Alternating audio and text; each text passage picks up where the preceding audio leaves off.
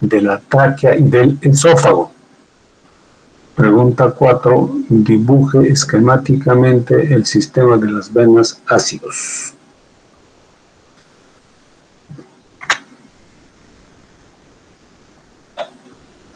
Estos son los mediastinos, que ya lo habíamos hecho antes.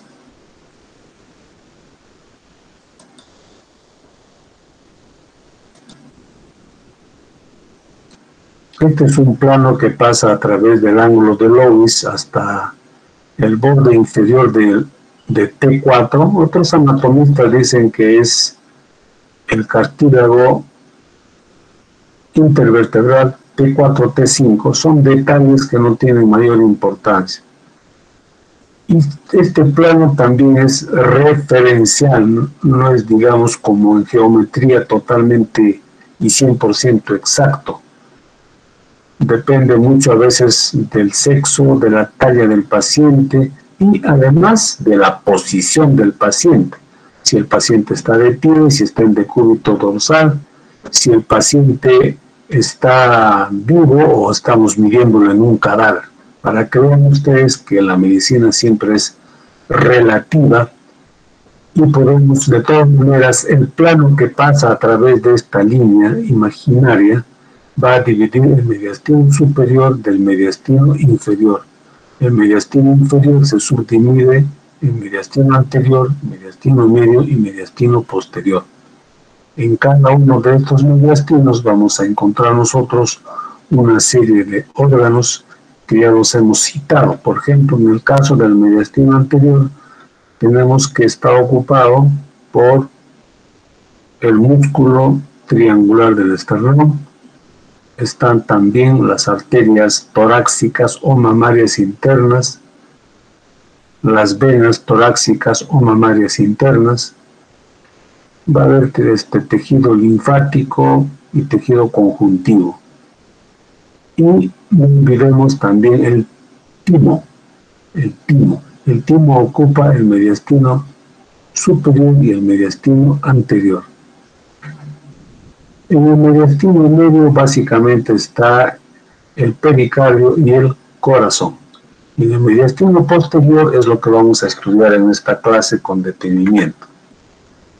Aquí también tenemos el nivel entre T4 y T5.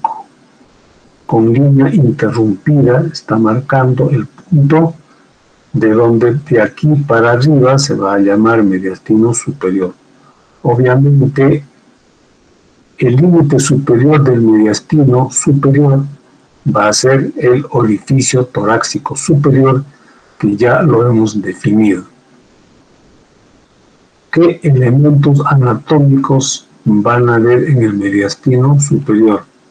Lo que estamos viendo en el dibujo, entre órganos vamos a tener el timo, que acá no se ve. Tenemos la tráquea y por detrás de la tráquea el esófago. Entre las arterias tenemos el arco de la aorta, llamado también callado de la aorta. Hay que ver que existe una porción de aorta desde que nace en el corazón hasta que comienza el callado aórtico, que es la aorta ascendente. La aorta ascendente sí está en el mediastino medio. Luego del arco de la aorta viene el mediastino, viene la aorta torácica, aorta descendente. La aorta descendente está en el mediastino posterior. Luego también tenemos el tronco brachiocefálico, izquierdo y el tronco brachiocefálico derecho y la vena cava superior.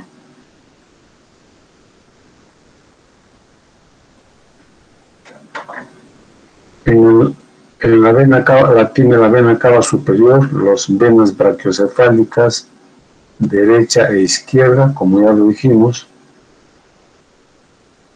las venas pericardiofrénicas que no se ven en el dibujo, vasos linfáticos, no olvidemos también está el conducto torácico, los nervios vagos derecho o izquierdo, los nervios laríngeo recurrente izquierdo, el derecho no, el plexo cardíaco, los nervios frénicos y por detrás los troncos simpáticos. Ustedes han escuchado y ustedes también tienen la tarea de enumerar los órganos que están dentro del mediastino superior. Podríamos resumir básicamente, véanse, los grandes vasos que están acá. Hemos visto la tráquea, el esófago, el conducto torácico, todos ellos son órganos que están en el mediastino superior. Es importante este nivel que separa el mediastino superior del mediastino inferior. Y hemos visto cómo esto está separando hasta qué punto es mediastino inferior y mediastino superior. Una parte de la vena cava superior está en el mediastino superior y otra en el mediastino medio. Igual ocurre con la aorta. Con la tráquea, en cambio, si ustedes toman atención, donde estoy apuntando con la flecha, justo en el nivel 4 y 5, se está bifurcándose la tráquea. Entonces, esta línea, este nivel, está marcando varias cosas. Uno de ellos es el ángulo de Lewis, está marcando el nivel T4, T5, está marcando el punto en donde la tráquea se está bifurcando. También está marcando el límite de la aorta ascendente con el arco aórtico. De igual manera delimita el arco aórtico con la arteria descendente. También marca el nivel donde la vena ácigos desemboca en la vena cava superior. En otras palabras, este plano que pasa a través del ángulo de Lewis y entre T4 y T5 es muy importante porque está marcando varios puntos, nos da varios puntos de referencia. Quizá el más importante es el que está determinando el límite del mediastino superior con el mediastino inferior. Esta es otra imagen del mediastino superior en donde podemos ver hacia atrás la tráquea, ¿no? Y vemos aquí las venas tiroideas inferiores. Esto nos va a servir porque más adelante vamos a hablar un poquito más sobre la tráquea y el esófago y vemos, por ejemplo, cómo es que anatómicamente podemos comprender que las venas tiroideas, aparte de drenar las tiroides, las glándulas tiroideas también van a drenar obviamente la tráquea y también van a contribuir a drenar el esófago. Pero la parte más alta tanto de la tráquea como del esófago. Aquí también se puede ver, por ejemplo, una vena tímica. Vamos a ver que en esta zona está el timo. La vena cava superior y los troncos brachiocefálicos también se encuentran dentro del mediastino superior. En lo que se refiere a las arterias, aproximadamente aquí, porque no está marcado, voy a hacer una pequeña línea, ¿no? Vamos a ver.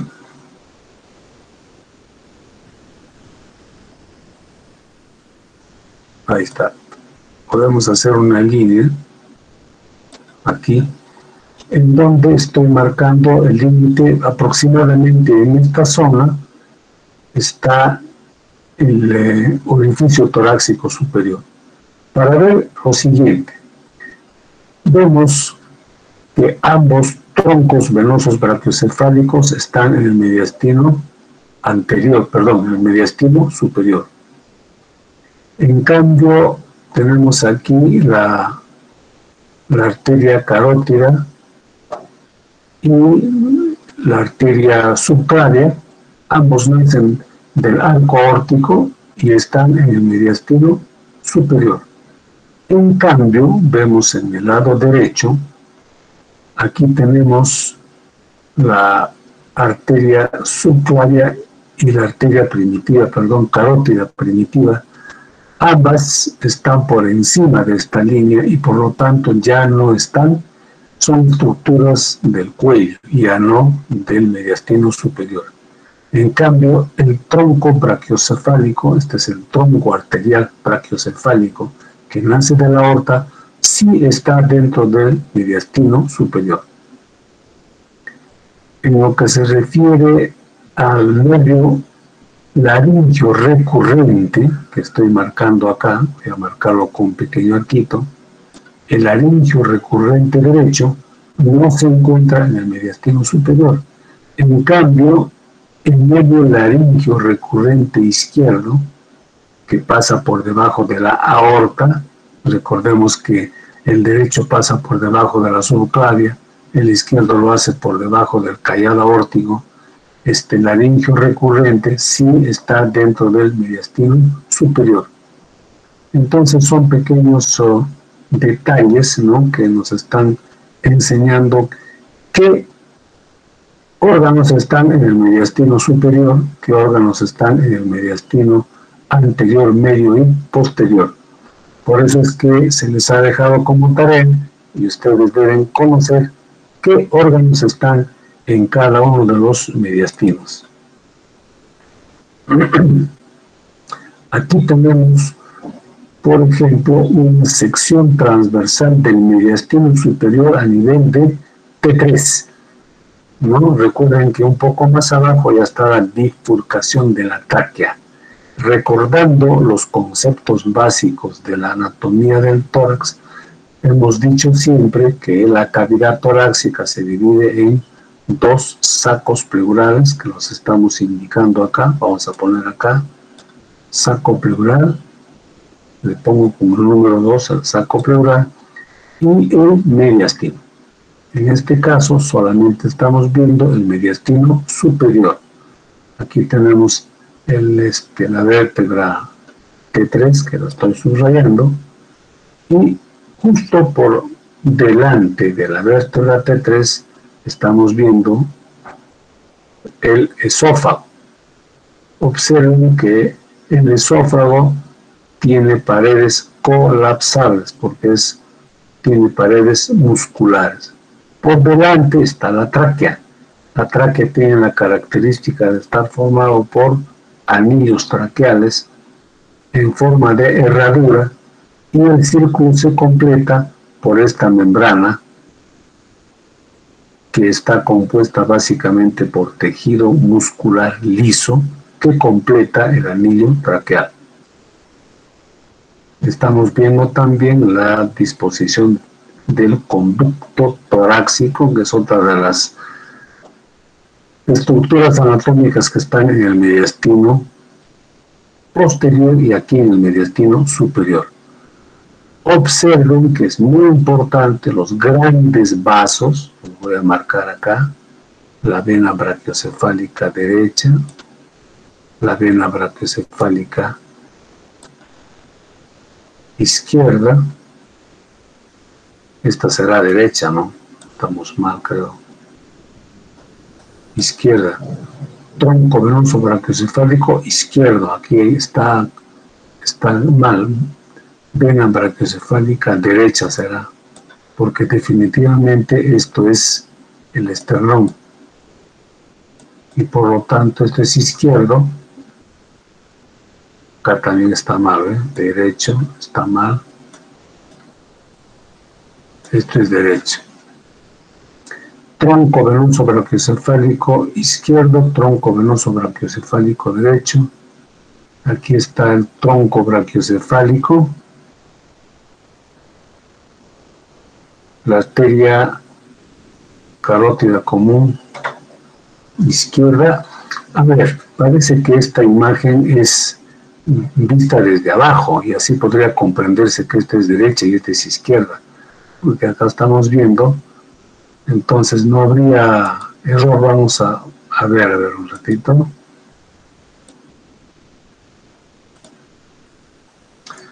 Claro, yo estoy viendo de arriba y parece que la imagen es viendo desde abajo.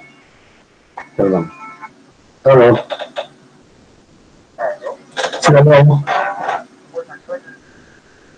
Sí, él habla.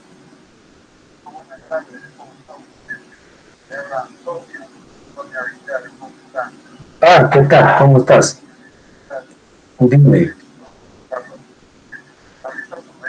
Sí, estoy dictando clases.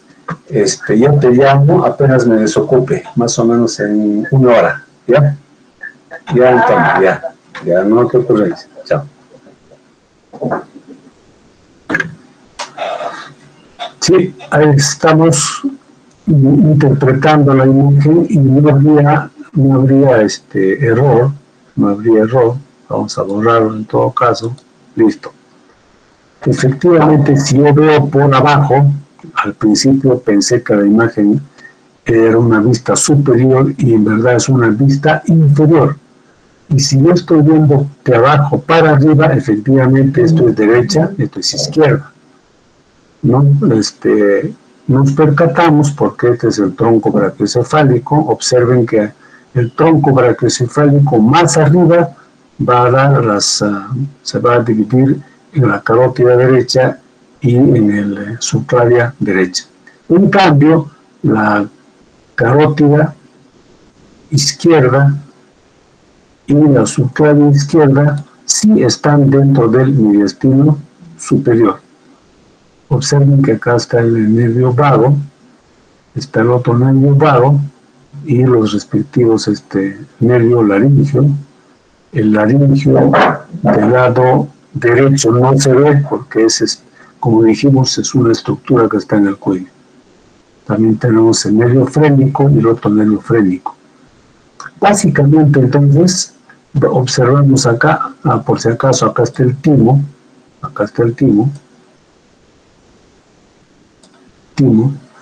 y hay algo muy importante que estamos observando acá. Esta es la tráquea y acá están los grandes vasos por delante. Cuando se ha hecho la mediastinoscopía, se ha entrado por esta zona, por donde estoy apuntando, voy a hacer una X acá, aproximadamente por allí, porque se ve la tráquea hacia atrás y por esta zona se está ingresando. Se va a dirigir a la zona en donde la tráquea se divide y de allí, de esa zona, donde están los ganglios del pulmón, ¿no? Los ganglios que abundan en el indio del pulmón, de ahí se toma la muestra. Y esta imagen es muy importante porque nos está enseñando pues algunos aspectos anatómicos muy importantes e incluso nos está haciendo ver por dónde se entra para hacer la mediastinoscopia. Aquí estamos viendo el timo. El timo es un órgano del sistema inmunológico, es un órgano linfoide. El timo es una estructura que es bastante voluminosa, se encuentra en el mediastino superior y en el mediastino anterior. Es bastante voluminosa en el recién nacido e incluso su tamaño es considerable hasta la época de la pubertad. Está constituida básicamente por dos lóbulos grandes y a partir más o menos de la pubertad empieza a involucionar aproximadamente hasta los 25 años. Después de los 25 años el timo prácticamente no desaparece totalmente, pero involuciona bastante y solamente en el adulto se van a encontrar algunos restos del timo en el mediastino anterior. El timo es un órgano linfoide, como decía, donde se producen y maduran los linfocitos T. Existen hasta 3 tipos de linfocitos: los linfocitos T, los linfocitos B y los linfocitos NK. son los linfocitos que destruyen a las células que están enfermas, pero los más conocidos son los linfocitos T y los linfocitos P. Los linfocitos T, las que maduran en el timo, una vez que maduran van saliendo a la circulación periférica. Estos linfocitos son los que codifican los antígenos y memorizan esos antígenos. Si nosotros hablamos, por ejemplo, actualmente del virus del COVID-19, entonces estos linfocitos T son los que trabajan, son los que van a enfrentarse en primera línea a los virus, van a obtener su código genético, sus características de antígeno y van a enviar esa información a los linfocitos P, que son los que van a producir los anticuerpos. Entonces, los linfocitos T son los que van a madurar dentro del timo. Una vez que estos linfocitos ya han madurado, salen y se distribuyen en todo el cuerpo humano, ¿no? Listos para actuar en caso de que ingrese alguna infección viral o otro tipo de infección bacteriana. Ese es el timo. Muy bien. Estamos viendo acá su ubicación. También acá ya hemos visto los diferentes órganos que están en el mediastino superior. Esta es una imagen en la que vemos gran parte del mediastino posterior. Vemos hacia adelante, vamos a ponerle nuestra flecha. Aquí tenemos la zona donde está el esternón. No se ve el esternón, estas son las costillas anteriores, porque está cortado un poquito de costado. Mediastino anterior, en esta zona va a estar el timo. Aquí vemos el corazón en el mediastino medio. Tenemos la vena cava superior. Y hemos dicho que el punto donde la vena ácigos, ya hemos dicho que en el lado derecho está pasando por encima del pedículo pulmonar, justo ingresa a la vena cava superior en el punto donde pasa el plano que divide el mediastino superior con el mediastino medio. ¿Qué órganos hay en el mediastino posterior? Aquí tenemos el esófago, fíjense el esófago, más atrás está la aorta abdominal, el conducto torácico, la vena ácigos, y también aquí podemos contar los vanos intercostal, el tronco simpático torácico, de donde están saliendo ramas nerviosas para formar los nervios esplácnico superior, esplácnico inferior y esplácnico menor. Estos nervios esplácnicos atraviesan el diafragma y están destinados a dar inervación en el abdomen. Aquí hay que observar algunas cosas importantes, ¿no? Como por ejemplo, y esto va a tener una aplicación clínica que lo vamos a ver al final de la clase, que es la situación que tiene el esófago respecto al corazón. Aquí observamos la vena cava superior y toda esta zona que voy a marcarlo con el puño. Toda esta zona de acá es la aurícula, ahí está la aurícula derecha. Esta aurícula derecha tiene una limita y está íntimamente relacionado con el esófago. ¿Qué importancia tiene eso? Hay un procedimiento diagnóstico muy importante y útil, ¿no?, que se llama la ecocardiografía transesofágica. Existe un procedimiento que es simplemente la ecografía, la ecocardiografía. La ecocardiografía es cuando el transductor del ecocardiógrafo, el médico lo pone en la zona anterior del tórax. Y entonces esta distancia que hay del transductor hasta el corazón hace de que las imágenes ecocardiográficas no sean tan claras como sí ocurre cuando el transductor en una ecocardiografía transesofágica, el transductor del ecocardiógrafo se pone en el esófago.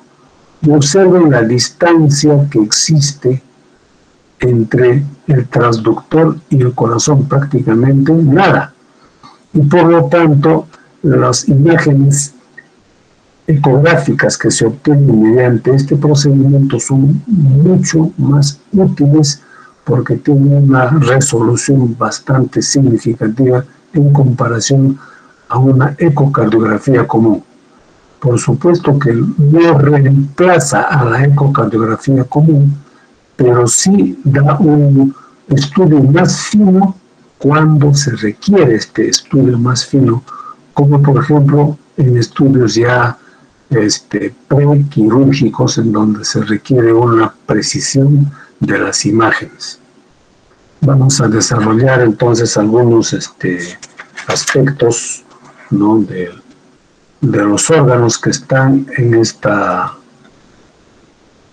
zona. El diafragma nosotros lo hemos estudiado ya como parte de la pared del tórax. Hemos dicho que el tórax está limitado hacia abajo por el orificio torácico inferior, el que está cerrado por el diafragma. Lo hemos puesto acá porque vamos a ver más adelante, vamos a hablar un poco sobre su irrigación. Vamos a volverlo a ver también en en abdomen, porque el diafragma se le ve también, lo volvemos a ver también en abdomen, porque su irrigación principal está dada por ramas que vienen de arterias del abdomen.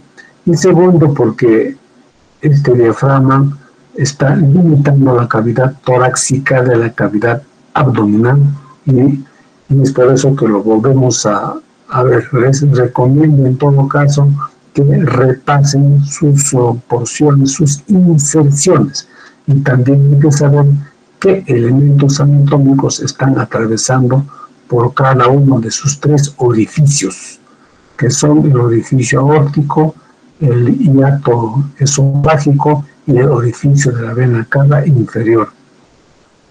Observen que los dos primeros tienen paredes musculares del diafragma y en cambio el orificio de la vena cava inferior está dentro del tendón central del diafragma. Son imágenes que ya ustedes conocen, solamente para remarcar algunos aspectos importantes. Rápidamente tenemos aquí una visión derecha del mediastino, donde puede verse la vena cava y la vena ácidos. Recordar siempre que el medio frénico, tanto el medio vago como el medio frénico, están en el mediastino superior. En el mediastino superior también va a estar la tráquea, el esófago, el tronco simpático. Y cuando descendemos, vamos a ver aquí el límite en el mediastino superior y mediastino inferior. De allí entonces es importante ver que el medio frénico, cuando desciende, se sitúa en el mediastino medio, muy pegado al corazón. En cambio, repito, el medio vago va por detrás del pedículo y se sitúa en el mediastino posterior, en íntima relación con el esófago.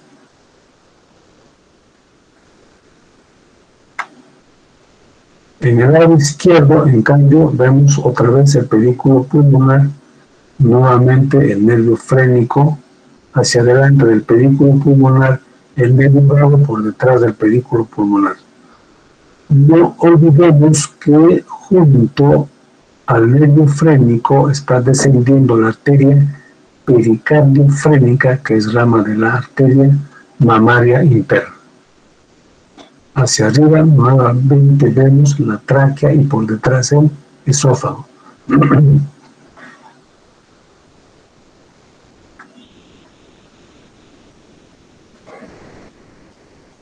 Esta es una imagen de una disección en donde nuevamente estamos viendo con el número 8, estamos viendo la aurícula derecha. Aquí está la vena cava inferior, el esófago con el número 3, podemos, o parece que esta es la aorta, la vena ácidos,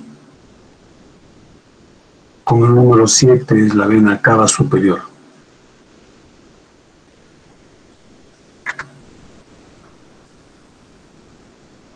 El callado aórtico se puede ver aquí, una visión del lado izquierdo, callado aórtico por encima del pedículo pulmonar, con el número 2 estamos viendo el nervio recurrente laringio del lado izquierdo, las arterias, la arteria hacia atrás, con el número 3 estamos viendo el tronco brachiocefálico, con el número 4 es la carótida primitiva, y este de acá con el número 8 es la subclavia. Con el número 5 estamos viendo el nervio frénico. Esta es la parte de adelante, aquí está la parte de atrás, esto es anterior, esto es posterior, y por lo tanto vemos que el nervio vago pasa por detrás del pedículo pulmonar y el nervio frénico por delante.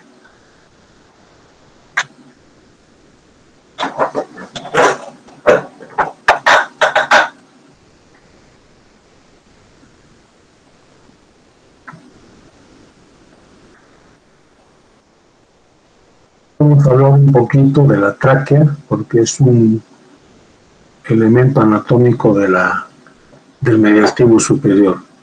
La tráquea es un órgano que tiene una porción cervical y tiene una porción torácica. Más o menos mide unos 13 centímetros de largo, de los cuales aproximadamente 6 centímetros, casi la mitad, está en el cuello. Aquí tenemos, voy a marcarlo, ¿no? La primera costilla. Esta es la primera costilla. Voy a marcarlo con rojo hacia arriba. Observen que acá está la cabeza, el cuello de la primera costilla. Y por lo tanto, aquí está la horquilla external. Por lo tanto, estoy delimitando el límite superior no solamente del tórax, sino también el límite superior del mediastino superior. Y acá podemos darnos cuenta claramente que la tráquea tiene una porción cervical y tiene una porción torácica.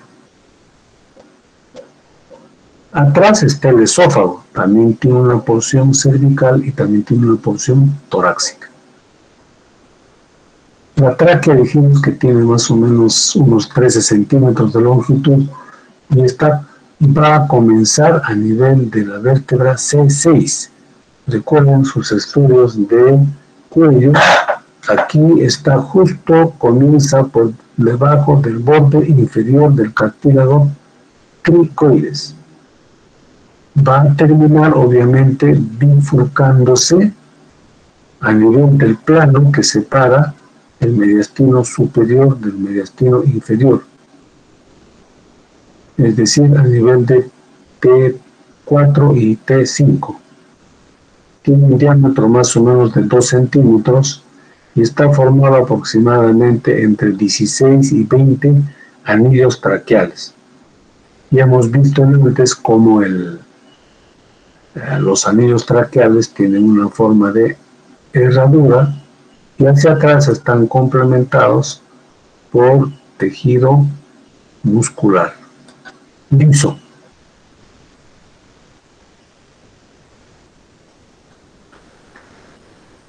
Su irrigación depende básicamente de arterias que vienen. En el caso de la tráquea cervical, va a recibir ramas de las arterias tiroideas inferiores.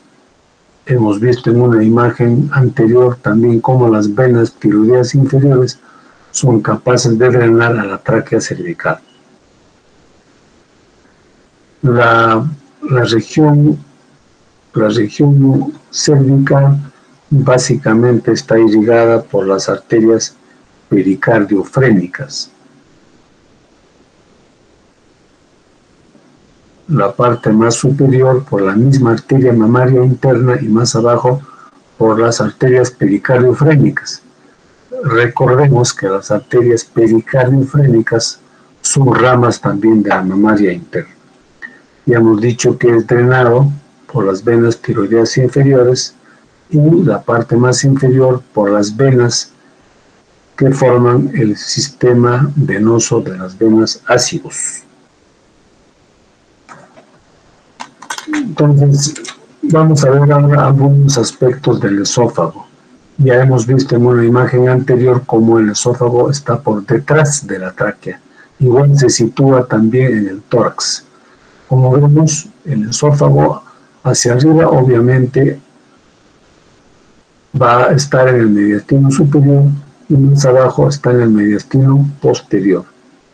Y hemos visto que más abajo tiene una relación importantísima con el corazón a través de la aurícula derecha, y esta relación anatómica sirve para poder realizar la ecocardiografía transesofágica. El esófago también tiene una porción cervical, tiene una porción abdominal y tiene una pequeña porción, tiene una porción torácica, y por debajo del diafragma tendrá una pequeña porción abdominal de 1.5 a 2 centímetros antes de que ingrese al estómago.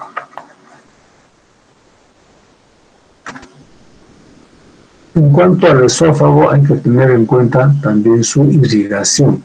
Cuando hagamos abdomen vamos a volver a ver su irrigación, porque más abajo, donde estoy apuntando, en el esófago inferior, se produce una de las anastomosis, que se llama anastomosis portocava, que es importante en el funcionamiento del sistema venoso portal, que lo vamos a estudiar en abdomen.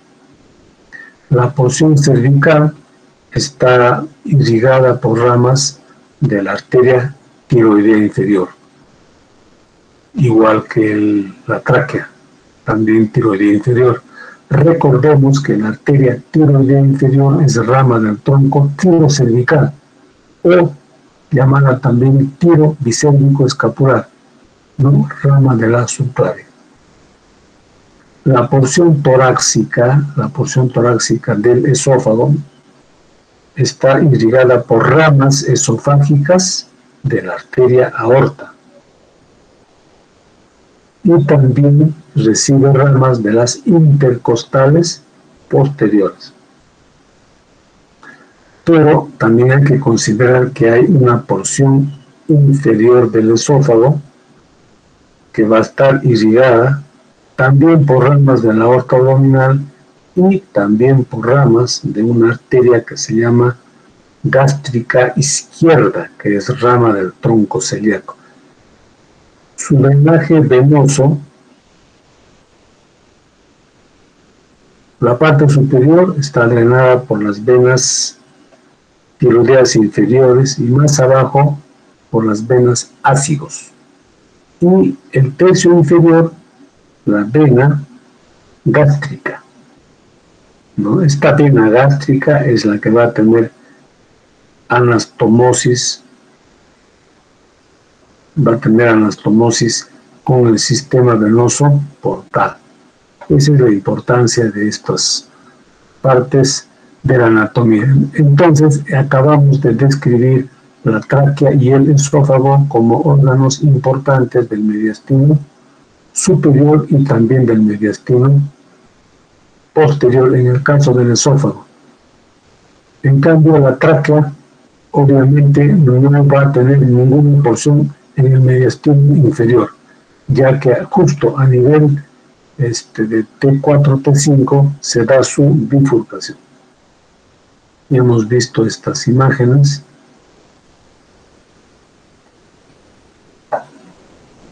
Esta imagen es para recordar cómo es una mielómera o segmento medular. Estamos hablando en este caso, por ejemplo, de un segmento medular de la región del tronco, o sea, dorsal, que puede ser dorsal 4, dorsal 5. Recordemos que una mielómera o segmento medular es una porción de nervio espinal que da origen a dos nervios raquídeos, derecho e izquierdo. En este caso podríamos estar, por ejemplo, a nivel de T2, y por el otro lado también va a salir otro T2. Lado derecho, lado izquierdo. Entonces, el segmento medular o mielómera es el que va a dar un par de raíces, un par de nervios raquídeos.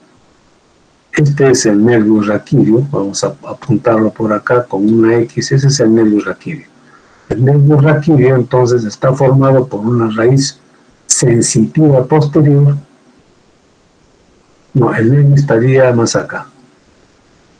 El nervio estaría acá todavía. Está formado por una raíz sensitiva posterior cuyo ganglio sensitivo está en esta zona pintada de amarillo y una raíz motora posterior. El nervio raquídeo se divide en una rama posterior que va hacia el dorso y una rama anterior. Las ramas anteriores son las que forman los plexos que ya conocemos: plexo cervical, plexo braquial, plexo lumbosacro. Y otra cosa importante que es bueno recordar, estamos viendo aquí el ganglio simpático. En el ganglio simpático está una sinapsis entre un axón, entre un nervio que se llama preganglionar y el otro nervio que se llama postganglionar. Todos visitamos lo que está aquí en amarillo, el sistema simpático.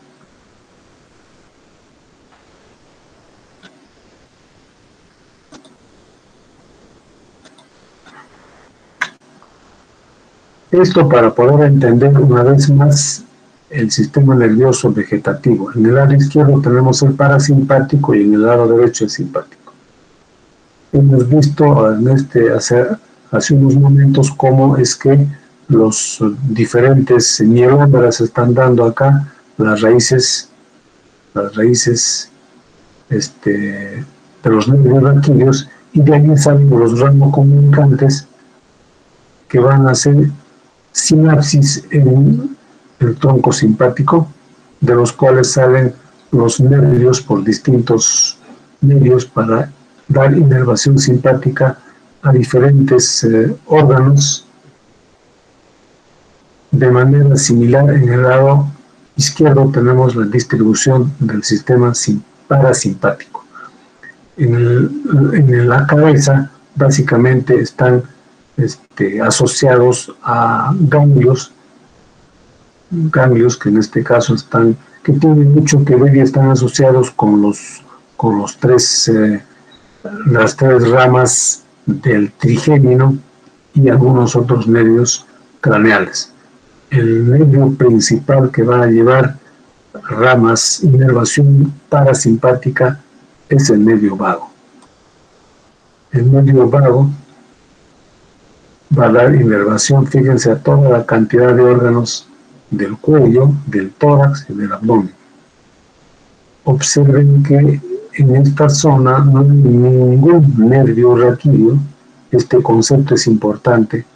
No hay ningún nervio raquídeo que esté dando ramas parasimpáticas, a excepción del plexo sacro.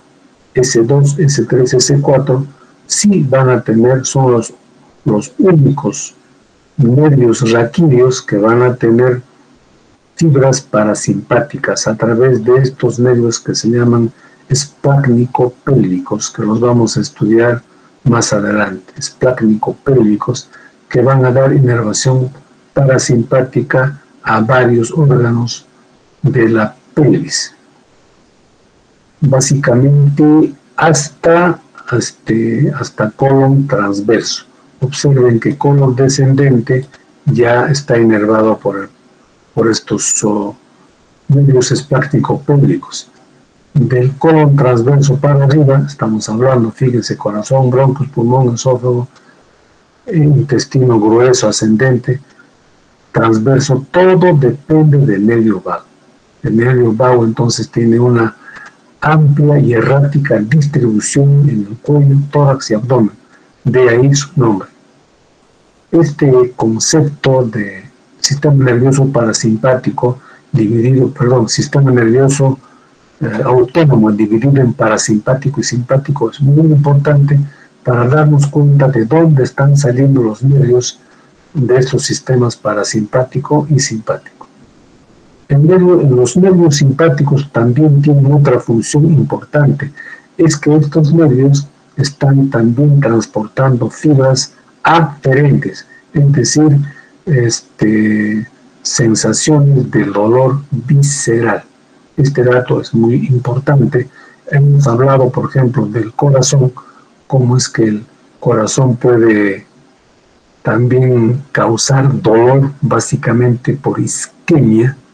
Es un dolor muy intenso y este tipo de dolor es transmitido por fibras simpáticas, es decir, el simpático tiene fibras eferentes que van en el sentido, digamos, del sistema nervioso hacia los órganos eferentes, pero también tiene fibras aferentes que llevan sensibilidad visceral.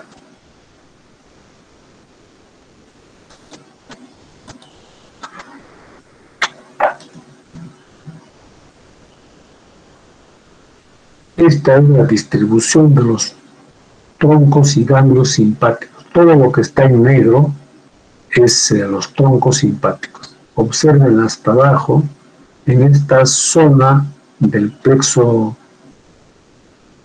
la zona del plexo sacro, de allí salen los únicos nervios parasimpáticos que salen de los troncos simpáticos. Aquí tenemos un ganglio simpático cervical superior, medio e inferior. El ganglio estrellado, que es inconstante, es un ganglio que es la fusión del ganglio cervical inferior con el superior del tórax. Observen aquí un poquito más abajo el origen de los nervios esplácnicos. Esplácnico mayor, esplácnico menor y esplácnico inferior, que atraviesan el tórax para dar inervación, que van a dar inervación al plexo celíaco, que lo vamos a estudiar en abdomen.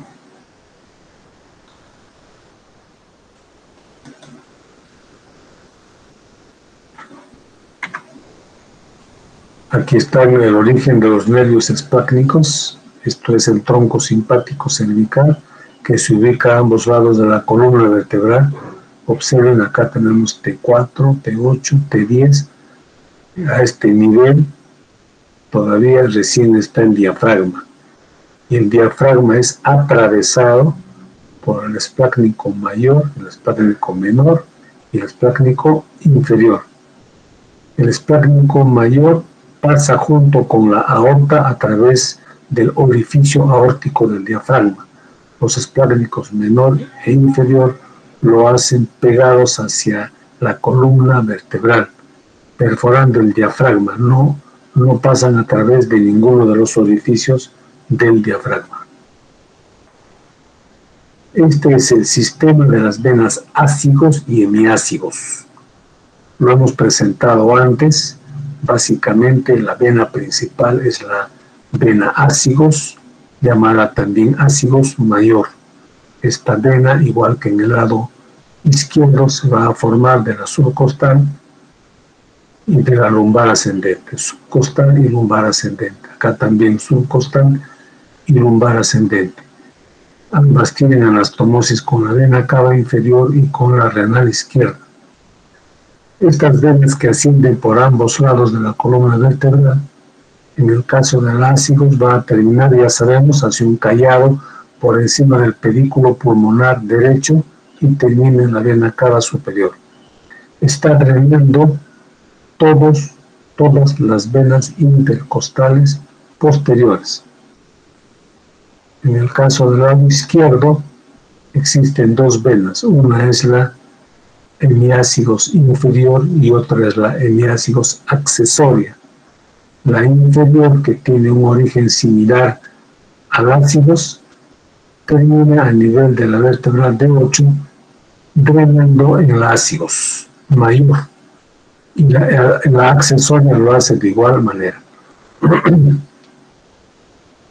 Observemos que existen estas venas que se llaman vena intercostal superior derecha y otra vena intercostal superior izquierda. En el caso de la vena intercostal superior derecha, que junta a las intercostales segunda y tercera, drena en el callado de la ácigos. En el caso de la intercostal superior izquierda, que une las venas intercostales 2 y 3, terminan en la vena cava superior. Las primeras intercostales, lo voy a apuntar acá, las primeras intercostales drenan directamente en la brachiocefálica derecha y en la brachiocefálica izquierda. Si podríamos resumir en forma genérica, podríamos decir que el sistema de las venas ácigos van a drenar principalmente todas las estructuras anatómicas que forman la pared torácica posterior. Hemos visto también que drena el esófago y también la tráquea. También los bronquios. Ese es el sistema de las venas ácigos.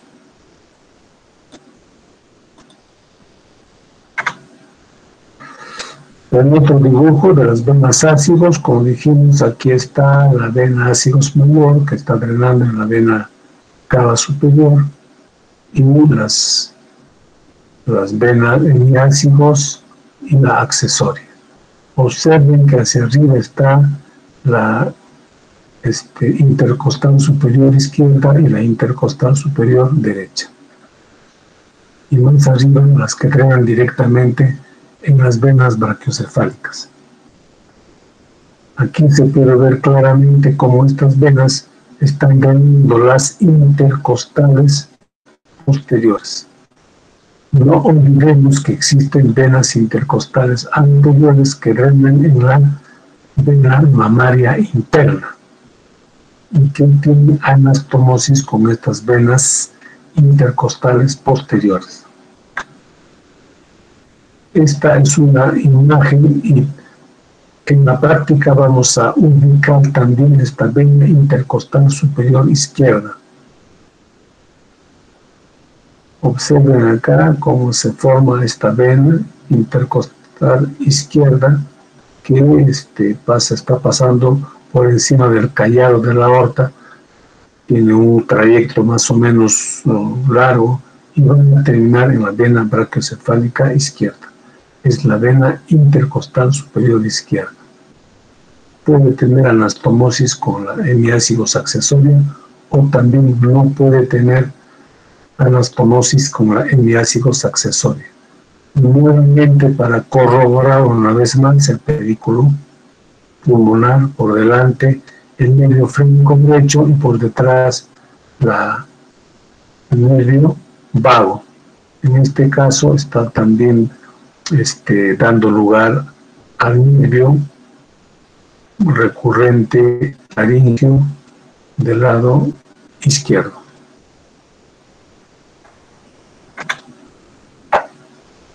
El trayecto del nervio vago, vemos que tiene una amplia distribución, sus ramas para la laringe superior, la laringe inferior. Más abajo hemos dicho que forma el plexo cardíaco, también el plexo pulmonar. En el esófago, el nervio vago, ambas ramas del nervio vago intercambian fibras, esto es en el tórax, formando lo que se llama el plexo esofágico. Del plexo esofágico salen dos troncos vagales, tronco vagal anterior y tronco vagal posterior, que atraviesan el diafragma junto con el esófago a través del hiato esofágico, que también se llama orificio esofágico. Ya en el estómago, estas ramas van a ir al tronco celíaco, de donde se van a distribuir a diferentes órganos del abdomen. Estamos viendo una vez más una amplia distribución del nervio vago. Su característica, los anatomistas lo llaman así, una distribución amplia y errática, de el nombre de nervio vago.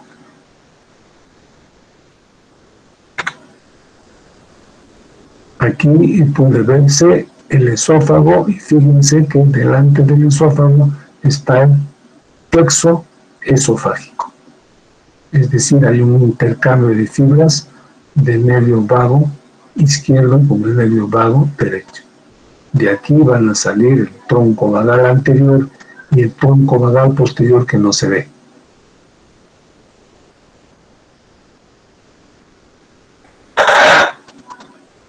Un comentario sobre el esófago, ya lo hemos estudiado, ¿no? En su estructura, en su porción, vemos su porción cervical, su porción torácica, y una vez que atraviesa el hiato esofágico hay una pequeña porción abdominal. Hemos visto su irrigación y su drenaje. Obviamente está inervado desde el punto de vista del sistema nervioso autónomo por fibras del tronco simpático y también desde el punto de vista parasimpático, obviamente por el nervio vago.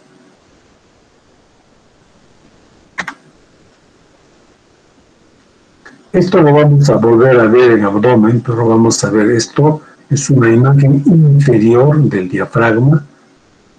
El diafragma es un órgano que va a dividir el tórax del abdomen y lo estudiamos tanto en tórax como en abdomen. Aquí existen las primeras ramas de la aorta abdominal, justamente son las ramas diafragmáticas inferiores, que son las que se encargan de dar la mayor irrigación del diafragma. Existen arterias que irrigan como por encima, que son ramas de la aorta torácica, que son las diafragmáticas superiores. Aparte de las diafragmáticas superiores, el diafragma también está irrigado por la arteria pericardiofrénica, que es rama de la mamaria interna, y dijimos que desciende por el mediastino medio, ¿no?, junto con el nervio frénico.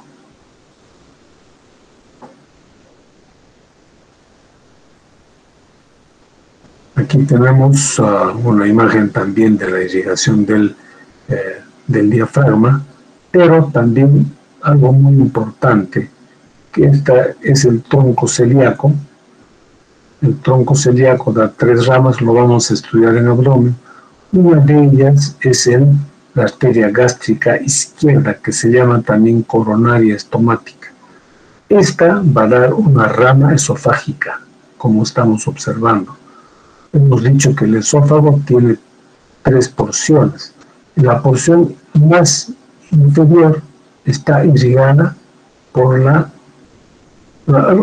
rama esofágica de la gástrica izquierda.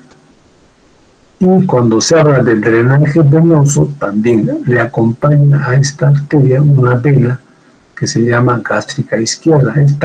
Esta vena gástrica izquierda va a tener anastomosis con las venas que drenan el esófago medio. Esas venas esofágicas van a ser drenadas por las venas del sistema ácidos. En cambio, la vena que acompaña a la gástrica izquierda se va a ir a la vena porta, y por eso en este sector va a existir una anastomosis que se llama porto-cava. Mientras esta vena gástrica izquierda se va a la vena porta, las esofágicas inferiores y medias se van al sistema ácidos, y en vez de ácidos a la cava superior, por eso se llama anastomosis porto-cava. En el luego lo vamos a estudiar junto con otras anastomosis porto-cava. El conducto torácico es otra estructura anatómica que está pasando por el mediastino posterior. Abajo, donde estoy apuntando, es la cisterna de Pequet. Acá puede verse la cisterna de Pequet. Esta de acá, que estoy poniendo en una X, cisterna de Pequet. Acá también cisterna de Pequet. La cisterna de Pequet, perdón, acá más arriba está. Esa es la cisterna de Pequet. Está drenando todos los vasos linfáticos del abdomen y de los miembros inferiores. El conducto torácico nace en la cisterna de Pequet, atraviesa el diafragma junto con la aorta. La aorta tiene su propio orificio diafragmático que se llama orificio aórtico. Junto con la aorta, entonces, el conducto torácico atraviesa el diafragma, luego asciende por el mediastino posterior, también pasa por el mediastino superior, cuando está en el cuello hace un pequeño callado y termina en este ángulo que se llama yugulum subclavio, ¿no?, que está formado por la yugular interna y la vena subclavia. En este punto termina entonces el conducto torácico.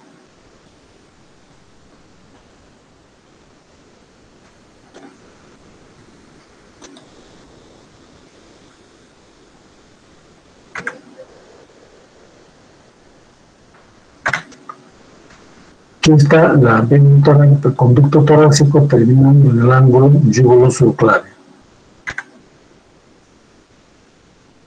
Este es en el lado izquierdo, y en el lado derecho existe la gran vena linfática, que puede ser única o puede haber otros vasos linfáticos, pero todos terminan básicamente en la subclavia o en el ángulo yugulo-subclavio. Este es un dato importante. Todo el cuerpo está drenado por el conducto torácico, a excepción del área sombreada, es decir, miembro superior, en mi tórax derecho y en mi cabeza derecha. Toda esta área sombreada está inervada, está drenada desde el punto de vista linfático por la gran vena linfática del lado derecho, que, como digo, hay variaciones anatómicas, ¿no? Puede haber más de una vena que drene la linfa de esa parte del cuerpo humano. Vamos a terminar la clase hablando un poquito de mediastinoscopía. Observen que acá tenemos la horquilla esternal y el aparato ingresa por encima para ver, ¿no?, esta región. Básicamente, la región que está delante de la tráquea, y observen que acá existen ganglios del sistema nervioso, del sistema linfático, vasos y ganglios linfáticos, que van a permitir estudiar enfermedades como el cáncer de pulmón, que cuando se extiende hacen metástasis a estos ganglios. El tratamiento va a definirse respecto al examen que se puede hacer en estos ganglios, como hemos visto en el video. Dice el examen a través de una incisión supraesternal, ustedes han visto ya. Esto es cómo se introduce el mediastinoscopio por encima del esternón y estamos ingresando a la zona donde están los grandes vasos y la tráquea. Observen, esta es la tráquea y esta es la zona de bifurcación de la tráquea y esta es la zona de donde se obtienen ganglios linfáticos. Aquí se está haciendo, ven, el mediastinoscopio tiene fuente de luz y también tiene un otro por donde ingresan los instrumentos. Y la otra aplicación, dijimos, clínica muy importante es la ecocardiografía transesofágica. Este es el transductor del ecocardiógrafo que va a permitir imágenes. El paciente tiene que estar intubado con anestesia general y se está poniendo a través del esófago el ecocardiógrafo. La ecocardiografía transesofágica va a permitir imágenes mucho más nítidas. Incluso se pueden estudiar el funcionamiento de las válvulas sigmoideas y las válvulas bicúspide y tricúspide. Acá, por ejemplo, claramente se pueden ver las aurículas y los ventrículos. Aquí se ve la zona de corte del estudio, ¿no? Y cómo se puede ver las imágenes ecocardiográficas. Por aquí hay un ejemplo de cómo se puede observar un trombo. Aquí se puede ver, donde voy a apuntar ahí, este es un pequeño trombo, ¿no?, que está en la aurícula derecha. Se extiende hacia la aurícula izquierda y después incluso al ventrículo izquierdo, ¿no? La detección de este trombo, por ejemplo, es importantísimo para tratamiento cardiovascular, porque este coágulo es un elemento peligrosísimo, porque en cualquier momento se desprende, puede viajar a través de la arteria aorta, porque esto va a pasar al ventrículo derecho y puede hacer trombosis, ¿no? Si es en la aurícula izquierda, pasa a través de la aorta, puede ir incluso a producir una trombosis arterial en el cerebro y muerte súbita. De ahí que el estudio ecocardiográfico